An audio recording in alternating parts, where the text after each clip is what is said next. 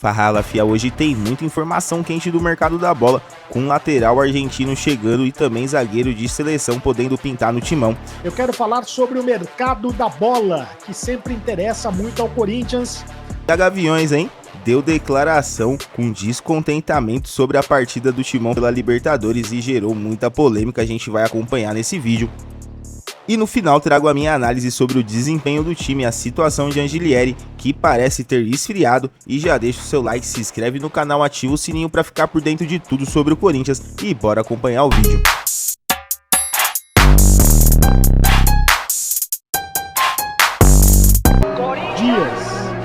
A chegada do jogador argentino ainda não está descartada, mas é tratada como difícil há 8 dias do fechamento da janela de transferências do Brasil. O que estava bem encaminhado, né, agora está sendo tratado como difícil. Isso porque o Getafe, que deseja negociar o Angelieri, tem outras ofertas na mesa, além da que foi feita pelo Corinthians. Ou seja, o Corinthians tem concorrência para a contratação do Angelieri. E dizem que um dos concorrentes é, inclusive, um time do futebol brasileiro. O Corinthians já avisou que não está disposto a gastar, a investir dinheiro para ter um atleta com idade avançada. O Angelieri tem 30 anos. A ideia do Corinthians é que o lateral esquerdo rescindisse o contrato para então fechar o negócio com o Corinthians. O contrato dele com o Getafe vai até o meio do ano que vem, mas ele não tem sido aproveitado, não joga há 9 meses, né? Ele não joga há 9 meses, o técnico não gosta dele, então o Corinthians viu uma oportunidade de mercado para tentar contratar o jogador.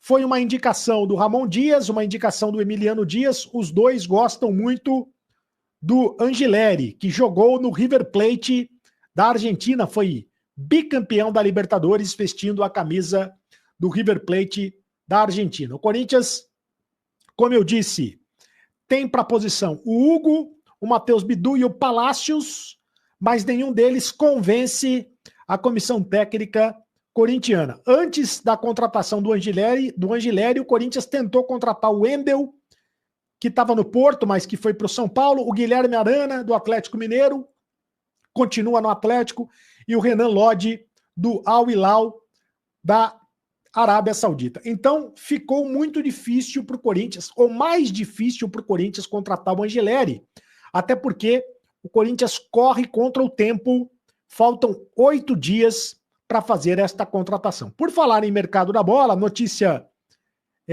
de ontem, mas é sempre bom confirmar que o Corinthians recusou a proposta de 148 milhões de reais do Zenit pelo Garro. O Zenit da Rússia ofereceu uma proposta de 25 milhões de euros para levar o Garro, mas o Corinthians recusou. A diretoria do Corinthians tem o plano de manter as principais peças do elenco e ignorou o alto valor apresentado pelos russos. Lembrando que o Garro foi eleito o melhor meia do Campeonato Brasileiro do ano passado e é tratado como um dos principais jogadores do elenco do Corinthians. Foi uma proposta grande pelo Garro, mas o Corinthians recusou, manteve o Garro em seu elenco. O Garro é o principal, né, ao lado do Memphis, é o principal jogador do Corinthians, e é muito importante que o Corinthians segure o Garro, né, mantenha o Garro em seu elenco, se quiser disputar títulos esse ano. O Garro é o principal jogador do Corinthians. O Garro não pode sair do Corinthians. Vai fazer o que no futebol da Rússia? O Garro não está à venda. É bom falar para os russos, para o Zenit da Rússia, que o Garro não está à venda. Mas fez muito bem o Corinthians em manter o Garro no seu elenco. Bom, o Corinthians... quero falar do Memphis Depay.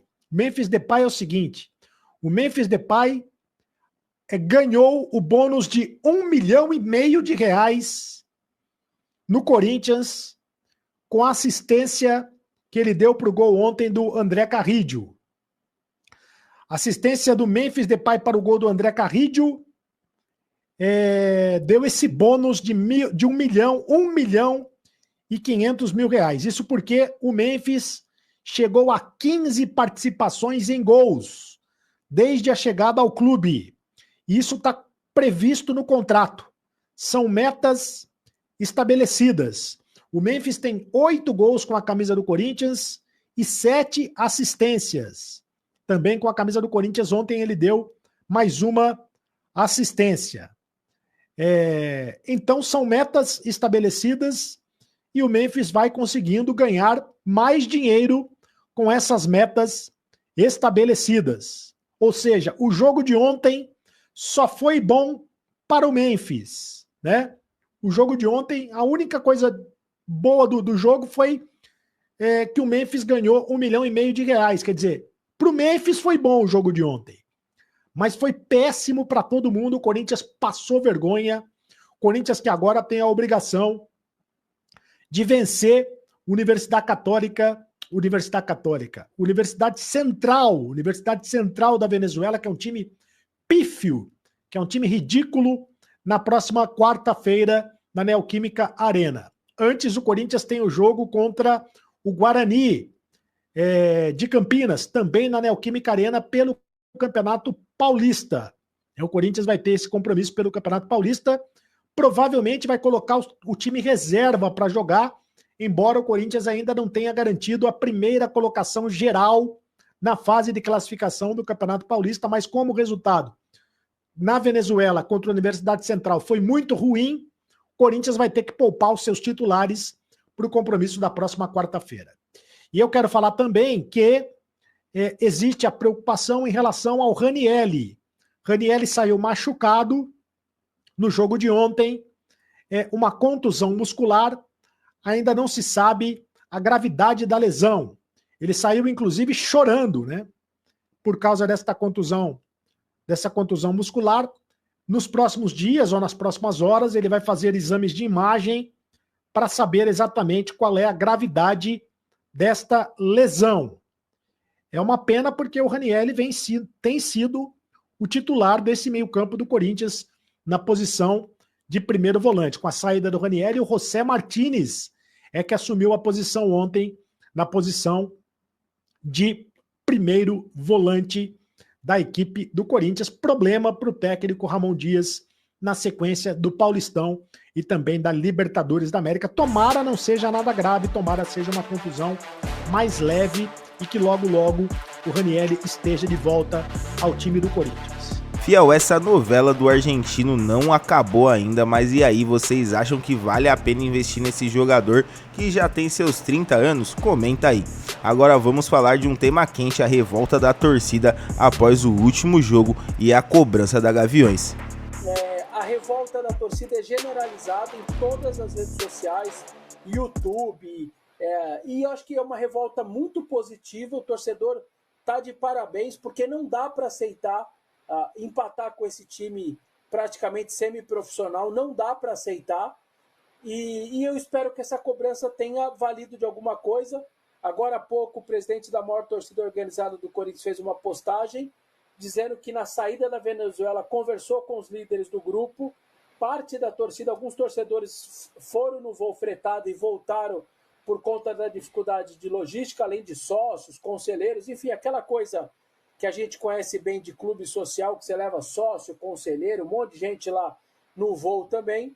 E aí disseram que cobraram os jogadores, conversaram com eles, que era inaceitável a postura que eles tiveram. O Memphis fez postura, fizemos uma bad night, jogamos mal, uma noite ruim, aquela coisa toda. Fiel, a torcida não está satisfeita e cobrou mais raça dos jogadores. E vocês acham que essa cobrança é justa? O time precisa mostrar mais vontade em campo? Agora vamos voltar ao mercado da bola, porque o Samir Carvalho trouxe uma bomba sobre zagueiro de seleção que pode estar chegando no timão. Corinthians negocia com um zagueiro que é de seleção. Só não me falaram se é de seleção brasileira ou alguma seleção de outro país, entendeu? Mas me falaram que é um zagueiro top para chegar, para ser titular e que teve passagens pela seleção, por seleção. tá? Não sei, não consigo garantir para vocês se é brasileira, se é argentina, se é espanhola, enfim, não dá para saber se é na Europa, mas me falaram que é um zagueiro top, que o Corinthians abriu conversa, só que é um zagueiro caro e que o Corinthians precisa. Então, eu tô trazendo detalhes, tá? Eu só não tô trazendo o nome, mas lembre-se que antes de trazer o Andileri, que todo mundo confirmou que existiu, que existe a proposta e a negociação que tá rolando ainda, eu já havia feito 2 vídeos falando que o Corinthians estava em busca de um lateral, tá? Então eu tô aí, tô caminhando, tá? Eu busco a notícia. O Corinthians negocia com um zagueiro top que jogou em seleção, não sei se é brasileira, europeia ou sul-americana, enfim. Só que é um zagueiro top que o Corinthians precisa da patrocinadora Master. O Corinthians abriu conversas com a patrocinadora Master, tá? Não vou citar o nome aqui por conta, né, do YouTube, mas vocês sabem quem é. E para o Corinthians avançar, depende da patrocinadora querer ou não investir nesse zagueiro e entender que ele é midiático ou não, tá bom? Então, informação importante para vocês. Corinthians volta a focar em zagueiro por conta aí, né, das falhas do André Ramalho, enfim, e do desempenho dos seus zagueiros em 2025, né? Uma pessoa falou para mim, pô, o melhor zagueiro hoje é o da base, entendeu? Então, assim, o Corinthians tá muito confuso no planejamento. O Corinthians terminou o ano planejando buscar um zagueiro. Começou o ano dizendo que não ia precisar mais de zagueiros, tá? Apostando muito no Kaká. O Fabinho aposta muito no Kaká. O Fabinho Soldado ama o Kaká. E aí eles acharam que não ia precisar de zagueiro, porque tem o Kaká, tem o Tchoca para reserva, né? Tem o Gustavo Henrique, tem o André Ramalho, enfim. Eles acharam que não iam precisar. Mudaram de ideia. Agora mudaram de novo de ideia, entendeu? Não é que a gente muda de informação, não. Eles mudam de projeto e de ideia mesmo, tá? É igual o jogador. A gente fala, a gente critica que joga mal, a gente fala que joga bem. Não é que a gente mudou a opinião. Eles mudaram de futebol, meu amigo. Então, informação importante e exclusiva. O Corinthians busca um zagueiro, abriu conversas com esse zagueiro. É um zagueiro top. É um zagueiro que jogou em seleção, tá? Não sei se joga ou jogou, tá? Mas me falaram isso, que com passagem por seleção, e é um zagueiro caro. Então o Corinthians precisa da patrocinadora Master. Agora vai depender da patrocinadora querer investir ou não nesse zagueiro, beleza? Se essa contratação se confirmar, pode ser um grande reforço para o Timão. A defesa precisa mesmo de um nome de peso. Quem vocês gostariam de ver vestindo a camisa do Corinthians, deixa nos comentários. E agora eu vou trazer a minha análise sobre o desempenho do time e sobre a negociação com o lateral argentino, que parece ter esfriado. Fala, corintianada, gente fina no canal. Bora continuar aí as notícias do Timão. Vamos destrinchar aí algumas matérias envolvendo o Corinthians. Vamos falar primeiro do desempenho do time. Uma coisa que preocupou bastante do jogo de ontem foi realmente essa situação do desempenho do time no segundo tempo. Eu achei que o time mostrou uma intensidade boa até os 20, 30 minutos do primeiro tempo. Depois começou a cair, no segundo tempo jogou mal demais. O Ramon Dias comentou desse segundo tempo abaixo do Corinthians e citou uma preocupação referente à intensidade de jogo. Vamos dar uma olhadinha aqui no que ele falou dessa situação. E aí ele se explicou assim, né? Demos expectativa de vencer do primeiro, mas o resultado não é ruim. Agora jogamos com a nossa torcida, tivemos viagem e um monte de situações, falou o treinador. Um monte de situações foi a festa do Memphis. O mata-mata são 180 minutos, teremos sempre a possibilidade de jogar lá com a nossa torcida. Às vezes isso daqui acaba não se configurando, porque se você faz um jogo muito ruim em jogos de mata no primeiro, você acaba praticamente se auto-eliminando para o próximo jogo. Então o Corinthians não pode, eu acho que assim, né, no caso do Universidade Central da Venezuela ontem, realmente o Corinthians faltou sorte no primeiro tempo, caiu demais no segundo tempo, os jogadores, não sei o que aconteceu ali, teve até cobrança do presidente da Gaviões, a gente vai falar disso depois, mas a gente sabe que o Corinthians não deve ter dificuldades para ganhar desse time na volta. Agora o outro jogo já pode pegar aí o Barcelona de Guayaquil, que já é um time um pouco mais chato, equatoriano, jogadores rápidos, então, bom, o Corinthians tem que tomar cuidado em jogos de mata, eu acho que é isso, mudou, até o Ramon citou um pouco disso, né, tá aqui até, né, Copa se joga diferente, são partidas diferentes, vamos tentar recuperar para passar quando formos fomos de local. Então, assim, né, não pode jogar desse jeito que jogou um jogo de Copa. Então, só voltando aqui pra gente ver essa questão que ele falou da intensidade. Existe uma possibilidade de analisar bem, porque havia 2 etapas. No segundo tempo, eles nos complicaram as coisas para nós com o ritmo e com a determinação. Não geramos futebol, tivemos 2 situações, poderíamos fazer o gol. Entendi aqui como é que ficou essa história aqui, não. Existe uma possibilidade de analisar bem, porque havia 2 etapas. No segundo tempo, eles nos complicaram. É isso mesmo que ele quis dizer, que o time venezuelano complicou o Corinthians. E também é aquilo, né? Não tem variação tática, né, Ramon? Aí fica complicado, tem que variar mais o time, tem que ter outras formações, às vezes não encaixa e precisa ter alguma outra formação pensada ali para determinados momentos dos jogos. As coisas para nós com o ritmo e com a determinação. Não geramos futebol, tivemos 2 situações, poderíamos fazer o gol. Copa Libertadores se joga diferente, são partidas diferentes. Então, assim, né, eu acho que realmente tem que dar uma analisada nessa questão. A gente sabe que teve aí uma semana meio agitada de várias formas no Corinthians, tanto fora quanto dentro de campo. O Corinthians vem de uma sequência muito intensa de jogos, eu acho que isso é bom citar, eu acho que eu não vi ninguém citando, e agora eu tô lembrando aqui, né?